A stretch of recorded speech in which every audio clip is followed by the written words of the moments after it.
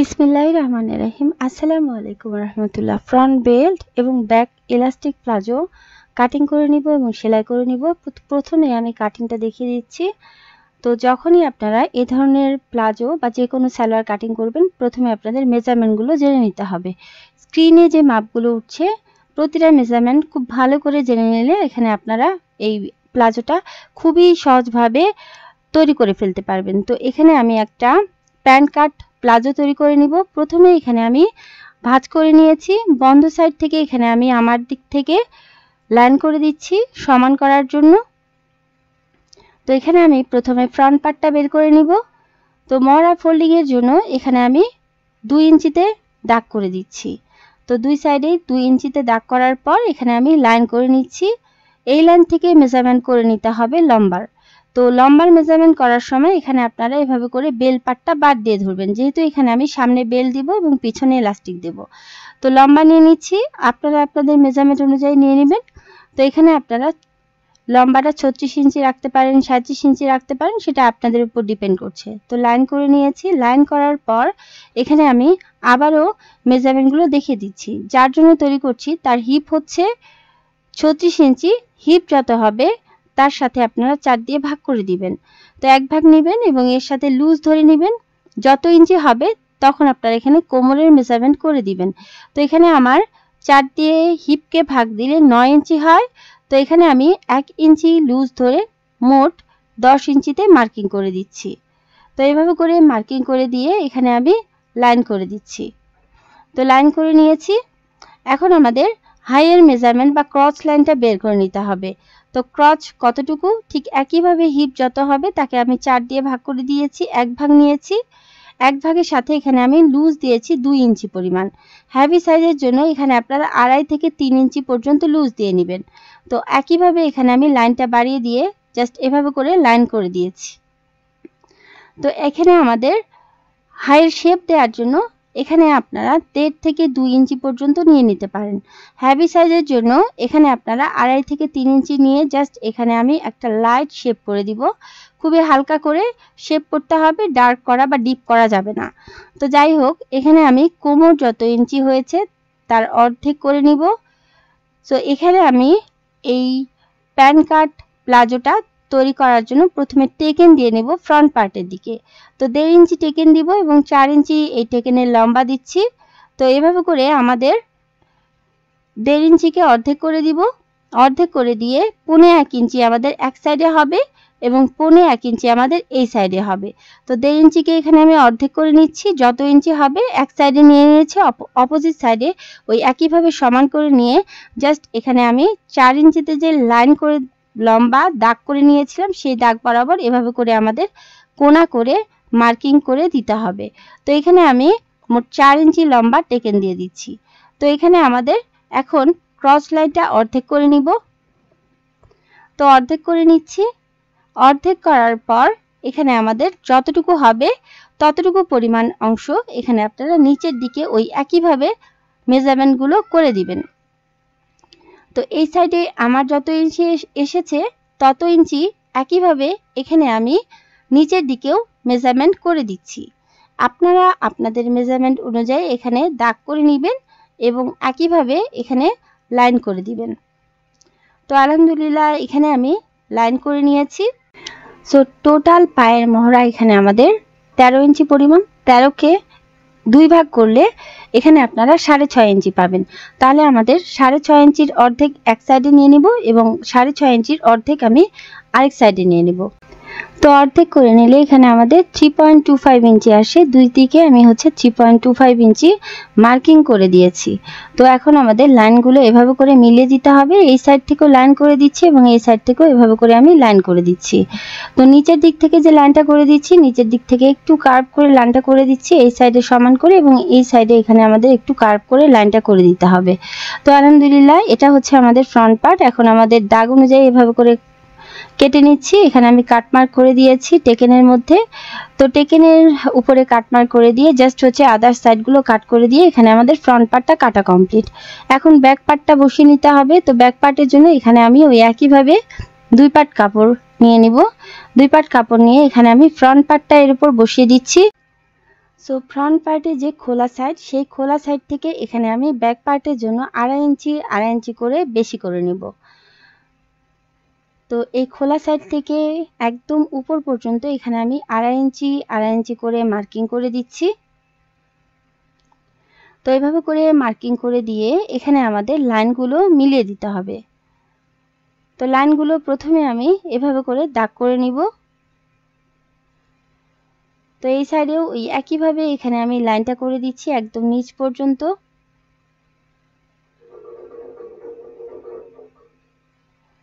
তো এখানে আমাদের শেপ করার জন্য লাইনটা বাড়িয়ে নিতে হবে ব্যাক পার্টের জন্য। ওই একইভাবে ব্যাক পার্টের শেপ দেওয়ার জন্য এখানে আমি 2.5 ইঞ্চিতে বাড়িয়ে দিয়ে মার্কিং করে দিচ্ছি এবং এখানে আমাদের শেপটা এই লাইন থেকে মিলিয়ে দিতে হবে। খুব লাইট একটা শেপ করে দিতে হবে। উপরের লাইনটা ওই একইভাবে এখানে আপনারা মিলিয়ে দিবেন। তো মিলিয়ে দিয়েছি। এখন যেটা করতে হবে সেটা হচ্ছে ব্যাক পার্টের জন্য এখানে আপনারা ফ্রন্ট পার্টে যেহেতু 1.5 ইঞ্চি বেল্ট অ্যাড করবেন, তো ব্যাক পার্টে ওই একইভাবে এখানে প্রথমে আমি 1.5 ইঞ্চি কাপড় নিয়ে নিব। এটা নিয়ে নিয়েছি শুধুমাত্র বেল্ট পার্টটা যে আমি ফ্রন্টের দিকে অ্যাড করব সেই জন্য। ঠিক আছে? তো যত ইঞ্চি বেল্ট দিবেন ব্যাক পার্টেও তত ইঞ্চি কাপড় বাড়িয়ে নিতে হবে। তো এইভাবে করে বাড়িয়ে নেওয়ার পর এখানে আমাদের বাড়িয়ে দিতে হবে রাবার ফোল্ডিং এর জন্য। তো এখানে আমাদের রাবার ফোল্ডিং হচ্ছে আমি 2 ইঞ্চি কাপড় বেশি নিচ্ছি। তো এখানে আমার রাবার হচ্ছে 1.5 ইঞ্চি পরিমাণ। যত ইঞ্চি হবে তার চাইতে এখানে আপনারা 1/2 ইঞ্চি বাড়িয়ে নেবেন। আপনাদের রাবার যদি 1 ইঞ্চি হয় তাহলে 1.5 ইঞ্চি নিয়ে নেবেন। ঠিক আছে? তো এভাবে করে আমি 1.5 ইঞ্চি বাড়িয়ে নিয়েছি। এখন আমাদের সামনের পার্ট থেকে পিছনের পার্টটা কিন্তু বেশি করতে হবে, কারণ আমাদের সামনের দিকে কম থাকে এবং পিছনের দিকে আমাদের হিপের জন্য একটু বেশি কাপড় নিতে হয়। তো এখানে আমি ওই একইভাবে 2 ইঞ্চি এই সাইড থেকে বাড়িয়ে নিয়েছি এবং এখানে আমি লাইনটা এভাবে করে মিলিয়ে দেব। তো আবারও বুঝিয়ে দিচ্ছি, এখানে আমি ফ্রন্টের দিকে বেল্ট দিব, যার কারণে 1.5 ইঞ্চি নিয়েছি। রাবার ফোল্ডিং এর জন্য 2 ইঞ্চি নিয়েছি। ব্যাক পার্টে এখানে আমাদের বাড়িয়ে নিয়েছি আরও 2 ইঞ্চি পরিমাণ এবং লাইনটাকে সুন্দরভাবে ফ্রন্টের লাইনের সাথে মিলিয়ে দিয়েছি। তো এখন আমি দাগ অনুযায়ী কাট করে নিব। খুবই সিম্পল, খুবই সিম্পল, খুবই সিম্পল। আশা করছি এতটুকু পর্যন্ত আপনারা বুঝতে পেরেছেন। যদি কারো বুঝতে অসুবিধা হয় আমাকে কমেন্ট করে জানাতে পারেন। আমি ইনশাআল্লাহ আপনাদের কমেন্টের উত্তর দেওয়ার চেষ্টা করব। তো এই যে এখানে আমি প্যান কাট প্লাজোটা তৈরি করে নিয়েছি। এই প্যান কাট প্লাজোটা আপনারা যে কোনো সাইজের জন্য তৈরি করে নিতে পারবেন। শুধুমাত্র একটা মেজারমেন্ট আপনাদের জানতে হবে, সেটা হচ্ছে হিপের মেজারমেন্ট। ঠিক আছে? তো চলুন সেলাই করে দেখিয়ে দিই। তো সেলাই করার জন্য এখানে আমি ফ্রন্ট পার্টটা নিয়ে নিয়েছি। ফ্রন্ট পার্টের প্রথমে ভিতরের দিকে সোজা সাইডটা এবং উপরের দিকে উল্টা সাইডটা রেখে হাইয়ের শেপটা সেলাই করে দিচ্ছি। তো এখানে শুধুমাত্র আমি ফ্রন্ট পার্টের 2টা পার্ট নিয়ে নিয়েছি। তো এইভাবে করে সেলাই করার পর এভাবে করে আমি মেলে ধরবো। মেলে ধরার পরে এখানে আমাদের একটা চাপ সেলাই বসিয়ে দিতে হবে। তো প্রতিবারই চাপ সেলাই দেওয়ার সময় আপনারা খেয়াল করবেন যে সাইডে এখানে আপনাদের এক্সট্রা অংশগুলো থাকবে সেই সাইডে আপনারা চাপ সেলাই দিয়ে দিবেন। তো আলহামদুলিল্লাহ এখানে আমি হাইয়ের শেপটা সেলাই করে দেওয়ার পর এখন আমাদের এক সাইডে টেকেনের দাগ দেওয়া ছিল, অপোজিট সাইডে এভাবে করে জাস্ট হচ্ছে এখানে আমি মার্কিং বরাবর বা কাট মার্ক বরাবর দাগ করে নিয়ে এভাবে করে ধরে নিয়েছি। ধরে নিয়ে এখানে আমি টেকেনগুলো সেলাই করে দিচ্ছি। তো এক সাইডের টেকেনটা এভাবে করে আমি ডাবল সেলাই করে দিচ্ছি।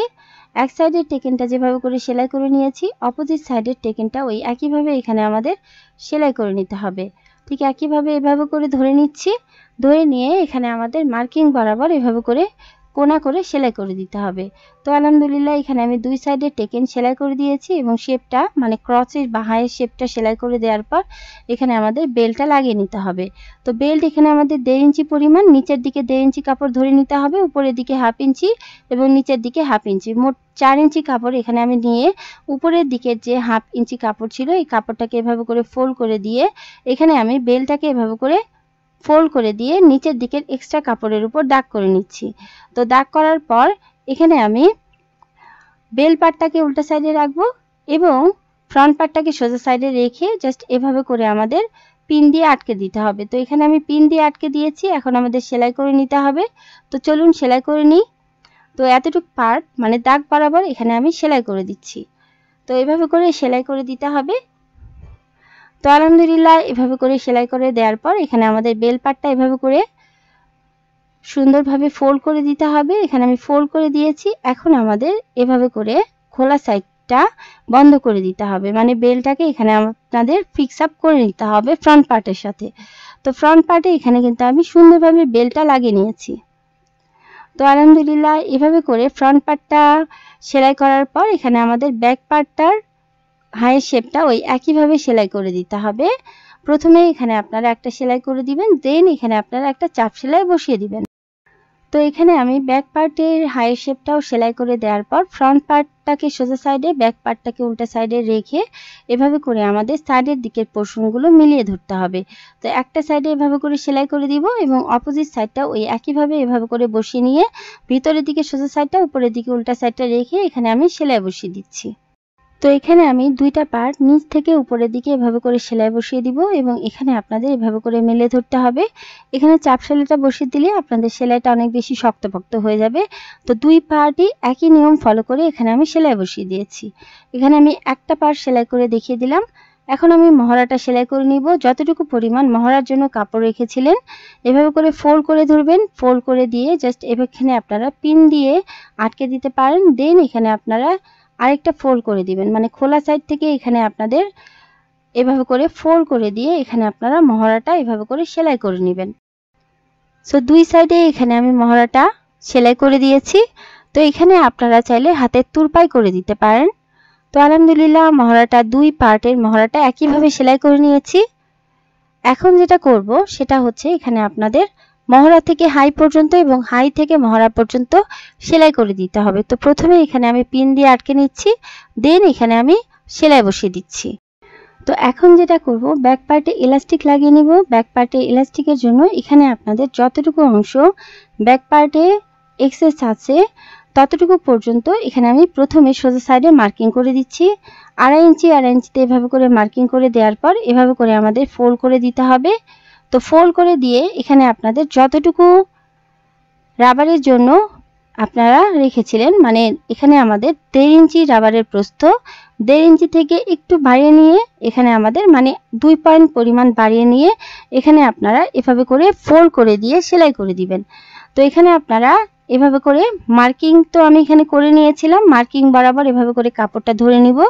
কাপড়টা ধরে নেওয়ার পরে এখানে আমাদের এক্সেস পোর্শনটুকু যতটুকু ছিল ব্যাক পার্টে ভিতরের দিকে ঢুকিয়ে দিয়ে জাস্ট রাবারের জন্য এখানে আমি এভাবে করে প্রথমে এক্সেস পোর্শনগুলো ঢুকিয়ে দিব। রাবার এখানে আমাদের 1.5 ইঞ্চি প্রস্থ, সেই পরিমাণ কাপড় রেখে এবং 1 পয়েন্ট পরিমাণ বা 2 পয়েন্ট পরিমাণ বাড়তি রেখে এখানে আপনারা বাড়তি কাপড়টুকু ভিতরের দিকে ঢুকিয়ে দিবেন। এখানে আমি পিন দিয়ে আটকে নিয়েছি। এখানে সেলাই করার সময় 2-1টা কুচি পড়তে পারে, সেক্ষেত্রে ভয় পাওয়ার কিছু নেই, কারণ রাবারটা যখন আপনাদের এই রাবার ঘরের ভিতর দিয়ে ঢুকে যাবে তখন কিন্তু এমনিতেই গ্যাদার বা কুচি হয়ে যাবে। তো আলহামদুলিল্লাহ এরকম হবে সেলাই করার পরে। ঠিক আছে, এখানে আমাদের এতটুকু অংশ রাবারের জন্য আমি ফাঁকা রেখে দিয়েছি, কারণ এখানে আমাদের রাবারটা ঢুকিয়ে নিতে হবে। তো ব্যাক পার্ট সেলাই করার পর এখানে আমাদের এরকম হয়েছে। এখন আমাদের ফ্রন্ট পার্টটা হচ্ছে 15 ইঞ্চি, ব্যাক পার্টও এখানে আমাদের 15 ইঞ্চি রাখতে হবে। সো মোট কোমর এখানে আমাদের 30 ইঞ্চি বা 30 ইঞ্চি। তো এখানে আমি ব্যাক পার্টের জন্য রাবার 13 ইঞ্চি এবং সেলাইয়ের জন্য কিছু অংশ নিয়ে নিয়েছি 1/2 ইঞ্চি পরিমাণ। এভাবে করে রাবারটাকে আমি এই রাবার ঘরের ভিতর দিয়ে ঢুকিয়ে দিব।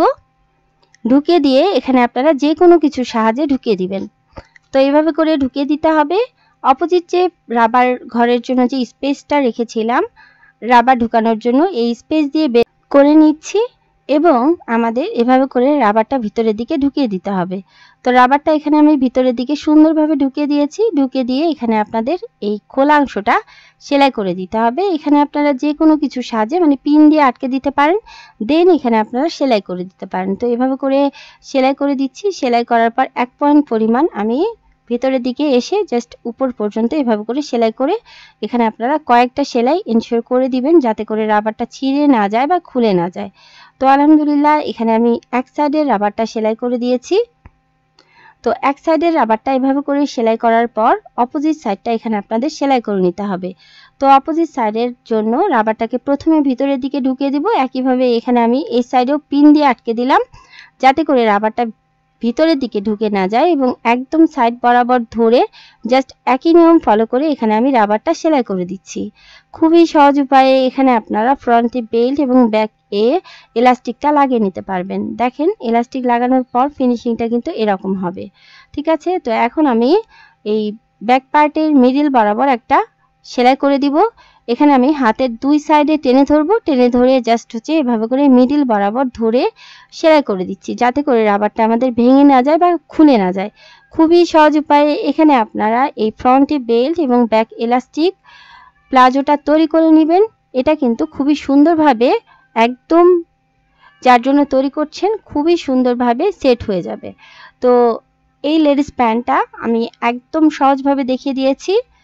ফ্রন্টে বেল্ট এবং ব্যাক এলাস্টিক প্লাজো কিভাবে আপনারা কাটিং করবেন এবং কিভাবে আপনারা সেলাই করবেন। কিছু বুঝতে অসুবিধা হলে আমাকে কমেন্ট করে জানাতে পারেন, আমি ইনশাআল্লাহ কমেন্টের উত্তর দেওয়ার চেষ্টা করব। ভালো থাকুন, আল্লাহ আমাদের সবাইকে ভালো রাখুন। আসসালামু আলাইকুম।